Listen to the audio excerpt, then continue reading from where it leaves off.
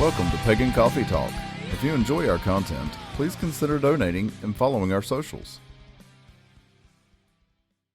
We just had a 20-minute discussion, you, me, and Lord Oswin, about a multitude of things, but that all boil down to gender. Right. And gender in craft. And, I want to have this conversation with you because for years, you've gone around and told everybody you act more like a priest than a priestess.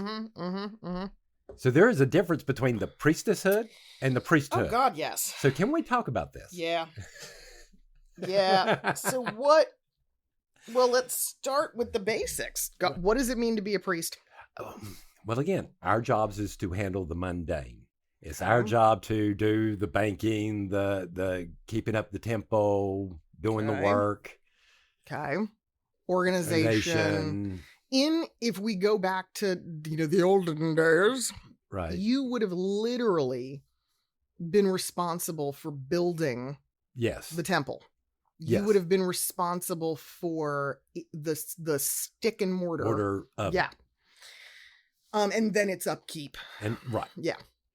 Groundskeep and the whole nine yards. So the older I get, the funnier some of these things are to me, because I do find myself, right, as I think we all do, acting like my parents. And I realize that it's like, when you remodeled a part of the house, or when my parents did anyway, right? My dad built it, but my mom was the one who decided where it went and what it was, right? And it's kind of the same thing. So like, the priestess was responsible for saying, yes, this is the location. Right. This is the sacred spot. This is where it's going. But then ultimately it would be handed over to you. But it's more than that, right? So we can talk about, yes, the mundane and the spiritual. Yes. And so the priestess is supposed to handle all the spiritual matters, counseling, ritual itself is her domain. Right. Teaching is an interesting one because technically it falls under the priesthood. The priesthood, yes. But it is she who interprets the teachings and the meanings behind them and the things that we need to impart upon the next generation. Now, when we talk about, like when I say I'm more like a priest, I don't really mean that, obviously. No, it's just you were taught, and for the longest time were only exposed to the priesthood. So yes, that's one of the things that does make me a bit of an anomaly in craft, right? I was a priestess raised by priests. Right. I had priestess influences from outside our tradition, but I was largely raised by men. But also, right, let's look at some of the mundane. We have long said that we pick up the slack where the other fails, right, or has a shortcoming, right? Okay, so in your case, right, with dyslexia being something that bars you from being able to do some of the tasks you would want to do, like with the lecture series and with teaching, I pick up the slack. Right. And so I have a bit more of a hands-on in the structural aspect, but then of course I'm consulting with you on how you want it to be. Yeah. Right. It is kind of fascinating. And of course, there are many traditions that don't operate this way. No. There's not a lot of equality when it comes to the division. No, there is a tendency in our community for the roles of certain genders to be more downgraded than others, and it happens. Here's my thing. But if you're running a church and you are trying to do it all by yourself, regardless of which gender, right, I pity you. Yes. I pity you. That is crap. Yes. It is hard. The burnout is going to be extraordinary. It's going to be epic. Mm-hmm. You need somebody else. You need a counterbalance point. You need somebody to share that load. You need, right? If nothing else, you need someone to at least bitch at every so often that you can talk to on the same level. Of course. I mean, it's a peer-to-peer system. Right. Craft always has been. So the idea of like I said, just one person, and it's funny because we look at some of the history of like Gardnerian, and I mean, look, I'm no expert on Gardnerian. I know that. I accept that. I mean, but there is a lot of documentation to say Gardner was very quick to initiate and elevate his priestesses. Yes. And I'm like, yeah, no shit. He needed help. Yes. Like, how else was he going to do it? I think at the time, I mean, yes, we look at that now and we go, oh my God, that was so fast. And it was, but. And when you're sitting there and you're watching a temple that's been operating for a while and got all this down pat and stuff, full moon looks like it goes off without a hitch. Mm-hmm. It looks like that.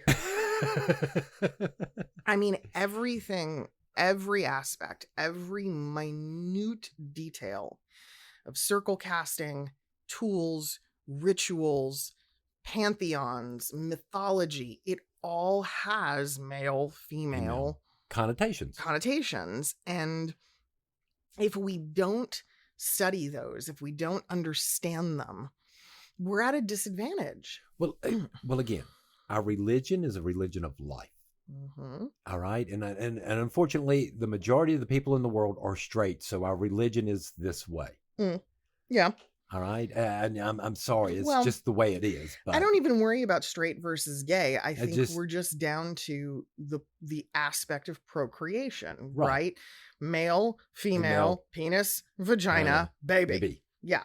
We can certainly look, and there are plenty of people who like to go, well, what about? I don't want to hear about what about.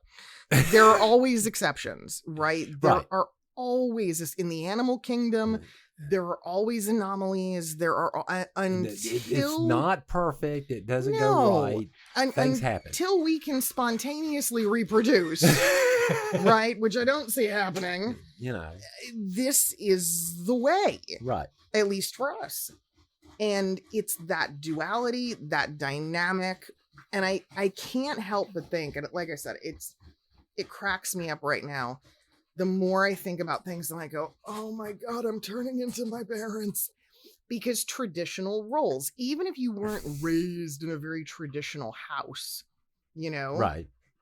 There's still the idea that mom always knows what's going on with the kids. Right. Dad is usually clueless. But look, I don't know about your house, but I swear up and down, my mom was part lawyer. Oh, yeah. Oh, God. I mean, this woman could sniff out a freaking lie from 90 miles away. Oh, yeah. My father, on the other hand, you could tell him anything. He'd be like, yeah, that's plausible. Yeah. And it's not to say that men are gullible. It's just their way, again, of looking at the world is different. They're a little bit more linear. Women are not. Well, let me put it to you this way. I have two older sisters. Okay? And again, as you can tell from the voice and everything, yes, I am Southern. So I was raised in a very traditional Southern family. And as the youngest in my family, there were things I got away with that my sisters could never freaking do. Of course. But you were also the male. I was the boy in the family. Right. I could stay out until 1 o'clock at 16 where my sisters couldn't. Of course. There are always these sorts of exceptions, I think, that people make, and these, again,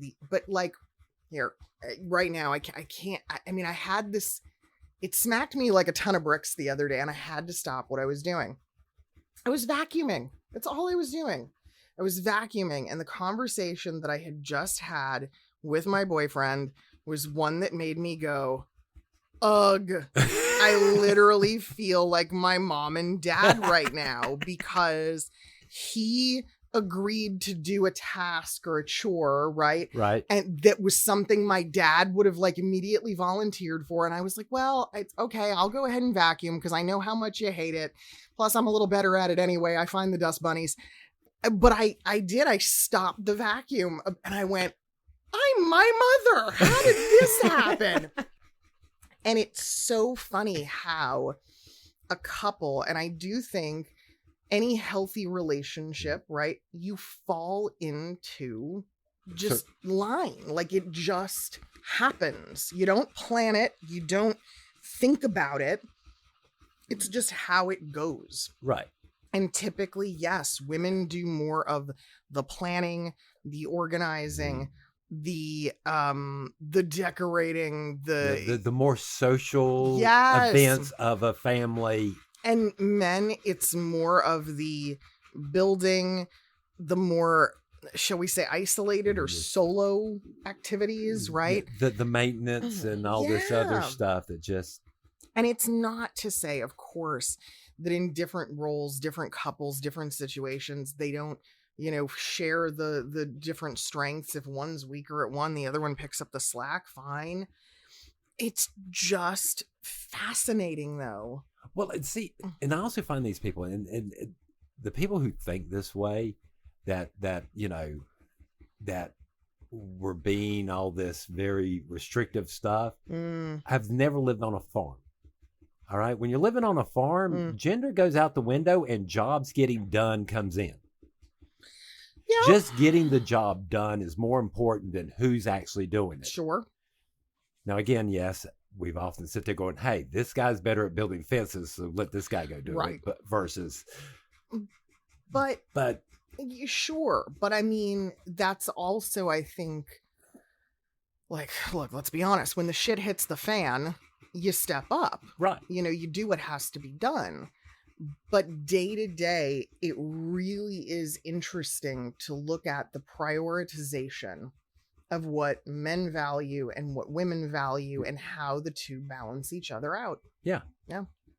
I think for priests and priestesses, so much of it, and we've long compared it, right, to a family. Right. Where you have mom and dad, and you have your grandparents as your elders, and then you have your spiritual children and where they fall in the pecking order. And, it's it should come as no surprise, right? If you're a neophyte or a new person, you're a baby, you're the infant. Yeah. You get all the attention. Yes, you do. Yeah.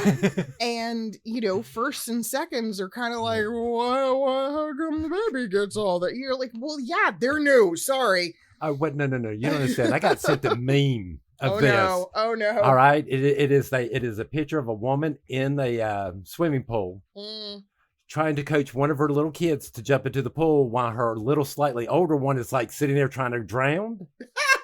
And what were the labels? The mother was high priestess. Neophytes for the little kids jumping in. No. And the kid drowning were first degrees. Oh, no. Oh, it's so true, though. We do, because we're also, we are definitely, we're not coddlers. No. We're not. No. And once you have an initiation under your belt, we're like, okay, kid, sink or swim. Training wheels come off. It's done. They really do. Oh, man. I got to find that and send it to you now. That's great. Yeah, you do. But, I mean, is there anything else? I mean, is there anything else that we can really... Well, when you let me ask you this. When you finally started getting around other priestesses, I mean, because, again, for a while, you were trapped just with me for a while. Trapped. What was the biggest difference you saw when you were first introduced to a real priestess? And I don't know how to say, I don't mean a real priestess, but... Yeah. I do know what you mean, though. Someone who was actually raised in the priestess. Yeah. The first impression is that they're sterner. Yes. They're not. So again, if I liken it to parenting, priests tend to be a little more jovial and a little more outgoing initially, and priestesses are a little shrewd. They're a little guarded. Yeah. They sort of sit back and they watch, and they do a lot of internalizing about the situation. Right. The other thing that becomes really apparent really fast, and again, I liken this to mothers, we don't care who the child belongs to. If the child is acting up, we will intercede. Yes. Yeah. No, I will sit here and state that I have been sitting at a ritual at our temple. Someone had a baby. The baby cried, and 5 women jumped. Oh my God! I thought it was stampede. But we also take that to mean our neophytes, right? Our literally our spiritual children. If somebody's spiritual child is acting out of turn or is being disruptive, she'll step in. Yes. She doesn't give a fuck who you are, where you came from. Literally, who do you belong to? Right. Who's your spiritual mother? Who is your spiritual mother? Yeah. We're having a conversation. We are going to go have a little talky-talk. And I mean, it's not any different than put a group of moms together at a playground, and if one kid's being a bully or picking on others or doing something dumb, somebody's going to step up regardless and go, hey, look, I could have left it be, but your kid was probably going to hurt themselves. So, or somebody else. So I had to do something. And moms are really funny because I think in a lot of situations when you approach a mother about their child and you go, I'd like to have a conversation about, their first reaction is, what'd they do? Immediately, what did they do? They don't side with their kid. They're like, what did they do? What happened? You know what I think is funny? I think most people mistake or think a priestess is going to act more like a maiden. Yes. And that's where the disconnect comes in. We're not. Well, see, I have gotten phone calls from people wanting counseling from temple, and be given to them, and they'll be sitting there going, well, can I talk to your priestess instead? And I'm like, she's going to give you the exact same answer I am. Right. But no, I really believe that you're going to do something different than I. Yeah. But it is fascinating that a lot of us idealize the mother figure as the maiden. The maiden she's sweet and she's charming and she's full of love and life and she's innocent. And a lot of that comes from the very fact that, you know what? She hasn't dealt with the same hardship. Well, again, the maiden is that you're going from girlhood into womanhood. Right. It is that transitional phase. Yeah, and she's very huggy and she's very, very open-armed. It's not always the case with the mother. No. And on the other end of the coin, but here's where, again, it's so interesting. People see the priest and think he is going to be more like the sage. Yes. They think he's going to be the grumpy old man, get off my porch. Speaks little, listens a lot. And I'm like, where does this come from? These are some really interesting stereotypes that I'm going to be honest, they come from pop culture, not from reality. No. I mean, there's not too many priests I know that actually act like that. We're all quite... A few, maybe. But for the most part, I don't see our priests as stoic and cold or, no, not at all. So, yeah, I mean, it is something to really think about, to look at, to kind of embrace some of those things. Like I said, I joke now and I go, okay, I've turned into my mother. Great.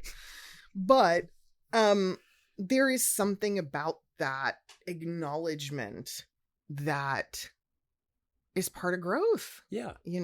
It's part of understanding that if you are displaying the best qualities from your upbringing, then you're probably on the right track. Yeah. You're probably doing something okay. Yeah. But that does have to carry over into your priest and priesthood. Yes. Yeah. I definitely need more coffee. Oh, I do too. Thanks for listening. Join us next week for another episode. Pagan Coffee Talk is brought to you by Life Temple and Seminary. Please visit us at lifetempleseminary.org for more information, as well as links to our social media: Facebook, Discord, Twitter, YouTube, and Reddit. We travel down this trodden path, a maze of stone and mire. Just hold my hand as we pass by a sea of blazing pyres. And so it is the end of our days, so walk with me till morning breaks. And so it is the end of our days, so walk with me till morning